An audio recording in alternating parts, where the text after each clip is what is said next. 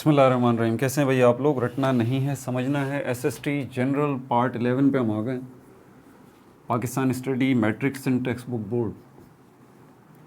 ठीक है भाई, मालूमात भी लेंगे, बातें भी करेंगे और सवालात भी पूछेंगे। लेकिन जो भी सवाल पूछेंगे सब के सब डिस्क्रिप्शन में उसके जवाबात मौजूद होंगे। यहाँ तो ये वीडियोस बनाने का मकसद सिर्फ ये है, मालूमात के साथ साथ कि हम अपने आप को चेक भी तो करें और इधर उधर की बातें नहीं जो टेक्स्ट बुक में से। क्योंकि मेरा ये मानना है कि टेक्स्ट बुक को नेगलेक्ट नहीं किया जा सकता भाई। जो इन्फॉर्मेशन टेक्स्ट बुक में मौजूद है ना, उससे रिलेटेड एमसीक्यूज़ तो आपके आएंगे ही। ये 16 ग्रेड का एग्ज़ाम है, ठीक है, एसएसटी जनरल का पाकिस्तान स्टडी। पहले सवाल की तरफ चलते हैं, ठीक है। पिछली वीडियोज़ अगर नहीं देखी तो देख लीजिए आप, ये 11वां पार्ट चल रहा है। पहले पार्ट से हम शुरू हुए थे। अच्छा, आपको पता है गवर्नर जनरल सिस्टम जो है वो शुरू हुआ था, कायदे आज़म जो है वो पहले गवर्नर जनरल थे 1947 में। उसके बाद पहला आइन जो बना था 1956 का, उसमें गवर्नर जनरल सिस्टम जो है वो ख़त्म हो गया था और गवर्नर जनरल की जगह पर प्रेसिडेंट आ गए थे। यहाँ तक आपको पता है। फिर मैंने पिछली वीडियो में भी बता दिया था आपको कि 1956 के आइन के बाद एक साल ही जो है ये आइन चला था। उसके बाद 1957 में 1957 में फिर अयूब खान की हुकूमत आ गई थी। ये जो आइन बना था 1956 का, ये एबॉलिश हो गया था, मनसूख हो गया था। उसके बाद 1962 में जनरल अयूब खान ने ही जो है वो दूसरा आइन दिया था मुल्क को। 1962 का आइन वो कहलाता है, वो कॉन्स्टिट्यूशन कहलाता है। और प्रेसिडेंट सिस्टम को ही उन्होंने लेके आगे चले थे। पार्लियामेंट्री सिस्टम नहीं था, ये बात जहन में, पार्लियामेंट का कॉन्सेप्ट नहीं था उसके अंदर। फिर मैंने आगे आपको बताया था कि 1969 में जाके जनरल अयूब खान ने जो है वो इस्तीफ़ा दे दिया था, रिज़ाइन कर दिया था और उनकी जगह पर जनरल याहिया खान आ गए थे और उन्होंने दोबारा मार्शल लॉ जो है वो लगा दिया था 1969 में। और ये जो 1969 से आगे का टाइम पीरियड है ना, ये बड़ा क्रूशल है। वो जो बंगाल हमारा सूबा था, इसी टाइम पीरियड के अंदर ही वो बंगाल बांग्लादेश भी बना था। ठीक है भाई। तो इलेक्शंस जो हैं 1969 में जनरल याहिया खान ने जो है वो जनरल इलेक्शंस करवाए थे, जनरल इलेक्शंस करवाए थे। ठीक है, मशरिकी पाकिस्तान में भी, मगरिबी पाकिस्तान में भी। यहाँ मेरा सवाल आपसे ये है कि ये जो इलेक्शन, जनरल इलेक्शंस जो हुए थे, इनकी डेट क्या थी, तारीख़ क्या थी, कब ये जो है वो इलेक्शंस करवाए गए थे? 1969 में करवाए गए थे क्योंकि जनरल याहिया खान ने आके ही ये इलेक्शंस का इंतज़ाम करवाया। तो 1969 में ही हुए थे ये, 1970 में हुए थे, 1971 में हुए थे, कब हुए थे? ये आपसे मेरा सवाल है। जनरल इलेक्शंस जो है उसकी तारीख़ बता दीजिए, डिस्क्रिप्शन में इसका जवाब मौजूद है। पाकिस्तान का जो तीसरा आइन है, ठीक है, वो जुल्फ़िकार अली भुट्टो ने दिया था, पाकिस्तान का तीसरा आइन। ठीक है, और ये आइन जो है वो 1973 का आइन कहलाता है, 1973 का आइन कहलाता है। तो जनरल याहिया खान ने एक फ्रेमवर्क दिया था, एक ऑर्डर पास किया था, ठीक है, और बड़ा मशहूर नाम है उसका। इस तरह जनरल परवेज़ मुशर्रफ के टाइम में जो है वो PSO एक ऑर्डर आया था, एक ऑर्डिनेंस आया था। बिल्कुल इसी तरह उस ज़माने में भी एक ऑर्डिनेंस आया था और जनरल याहिया खान ने दिया था। और उन्होंने कहा था कि भाई, जिसमें ये बताया गया था कि गाइडिंग प्रिंसिपल्स थे कि अब जो आइन बनेगा, जो इलेक्शंस होंगे, वो किस तरह के होंगे, जनरल याहिया खान ने। तो आप ज़रा मुझे उसका नाम बता दीजिए। ये जो ऑर्डर जनरल याहिया खान ने निकाला था, इसमें उन्होंने आइन की बात की थी, इलेक्शंस की बात की थी और वो गाइडिंग प्रिंसिपल्स दिए थे जिसके तहत इलेक्शन होना करार पाए थे। जनरल याहिया खान खुद आए थे 1969 में।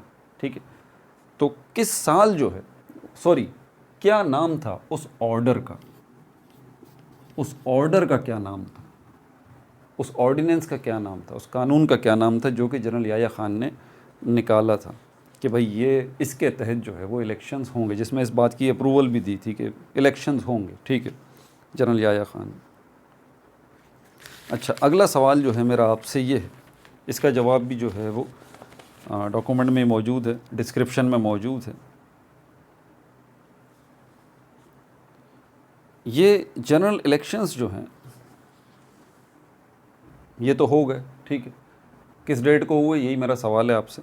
अगला सवाल मेरा आपसे ये है कि कॉन्स्टिट्यूशन जो बनाना था, पाकिस्तान का जो आइन बनाना था, तीसरा आइन जो है बनना था 1973 का, इसको बनाने के लिए एक कमेटी तश्कील दी गई थी। कमेटी, आप मुझे उस कमेटी के मेंबर्स की तादाद बता दें। मेंबर्स कितने थे? मेंबर्स कितने थे?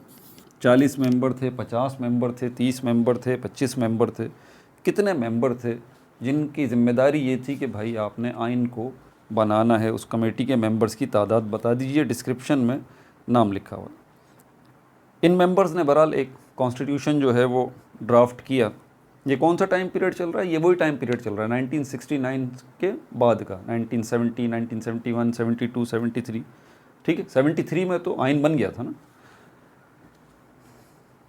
तो ये जो कमेटी है इसने अपना आइन बनाने का काम शुरू कर दिया। इन्होंने जो अपना आइन का ड्राफ्ट बनाया, ठीक है, कि भाई ये हमने आइन डिज़ाइन किया है, अब आपकी मर्ज़ी है आप इसको अप्रूव करते हैं या नहीं करते।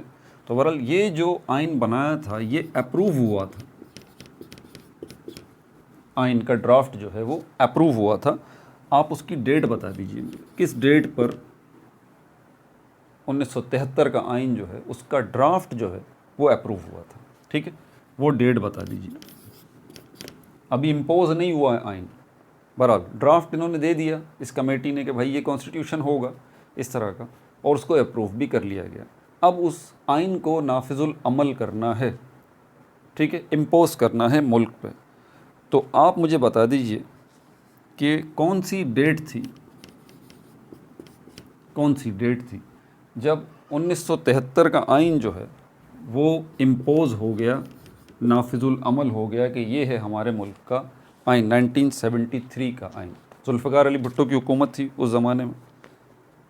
ये याद रखिएगा कि पहले गवर्नर जनरल सिस्टम था, गवर्नर जनरल सिस्टम के बाद प्रेसिडेंशियल सिस्टम आया, पार्लियामेंट्री सिस्टम जो जिसको हम पार्लियामेंट कहते हैं, जिसमें हमारे पास 2 हाउसेस होते हैं, अपर हाउस होता है, लोअर हाउस होता है। वैसे पार्लियामेंट जो है वो एक हाउस वाला भी होता है, ठीक है। तो ये जो 1973 का आइन था, 1973 का आइन था, जुल्फ़िकार अली भुट्टो ने जो दिया था, पहली दफ़ा इन्होंने जो है वो 2 हाउसेस जो हैं उनको मुतारिफ़ कराया था मुल्क के अंदर, पार्लियामेंट के अंदर, ठीक है। और पार्लियामेंट्री सिस्टम में जो आज आप सुनते हैं ना, कौन से, नेशनल असम्बली और सेनेट, ये 2 हाउसेस, तो ये 2 हाउसेस जो हैं जुल्फ़िकार अली भुट्टो साहब ने दिए थे 1973 का जो उन्होंने आइन दिया था। अच्छा, तो 1973 के आइन के अंदर एक काउंसिल जो है उसके क़याम का भी ऐलान किया गया था, ठीक है। ऐसे ही एक काउंसिल का क़याम जो है अमल में जब भी आया था, जब ऑब्जेक्टिव रेजोल्यूशन पास हुई थी, जब 1956 का आइन बना था तब भी, और 1962 का जब आइन बना था तब भी ऐसी काउंसिल की जो है वो, काउंसिल की जो है वो अप्रूवल दी गई थी, काउंसिल की जो है वो अप्रूवल दी गई थी।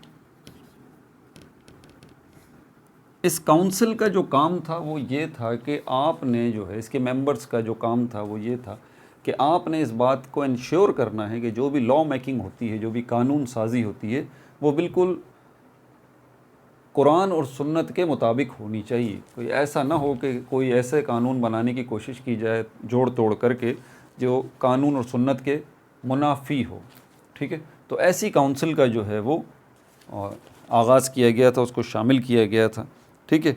आप मुझे उस काउंसिल का नाम बता दीजिए, उसका नाम क्या था, ठीक है भाई। SPSC में इसी तरह के सवाल आएंगे, ठीक है, तो ये भी आपको पता होना चाहिए कि वो काउंसिल का नाम क्या था। आगे फिर चलते हैं। फिर आपको पता है कि fall of Dhaka, fall of east Pakistan, हमारा जो सूबा था मशरक़ी पाकिस्तान भी जिसको हम कहते थे, बंगाल भी कहते थे, 16 दिसंबर 1971 को वो बांग्लादेश बन गया था। ऐसे ही नहीं बना था, हमारी जंग हुई थी इंडिया के साथ, ये भी आपको पता है, ठीक है। ये सारे मामलात भी हुए थे।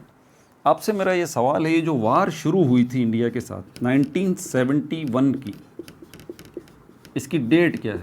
वो आप बोलेंगे सर डेट ही डेट पूछ रहे हैं। भाई मेन चीज़ यहाँ डेट्स ही हैं, मेन चीज़ ये है, तारीख़ एग्जैक्टली पता होनी चाहिए आपको। ये की पॉइंट हैं जो MCQs में आते हैं, पूछे जाते हैं। बताइए तारीख़ कौन सी थी जब इंडिया के साथ हमारी 19 दिसंबर तो था, दिसंबर के महीने में ही जंग शुरू हुई थी, तारीख़ कौन सी थी वो आप बता दीजिए। मशरक़ी पाकिस्तान या बंगाल की साइड पर जो पॉलिटिकल पार्टी थी जिसको लीड कर रहे थे शेख मुजीबुर रहमान, ठीक है, उस पॉलिटिकल पार्टी का नाम क्या था? पॉलिटिकल पार्टी का नाम बता दीजिए। उस पॉलिटिकल पार्टी का नाम क्या था जिसके सरबराह थे शेख मुजीबुर रहमान? ठीक है, ये मेरा 8वां सवाल आपसे है।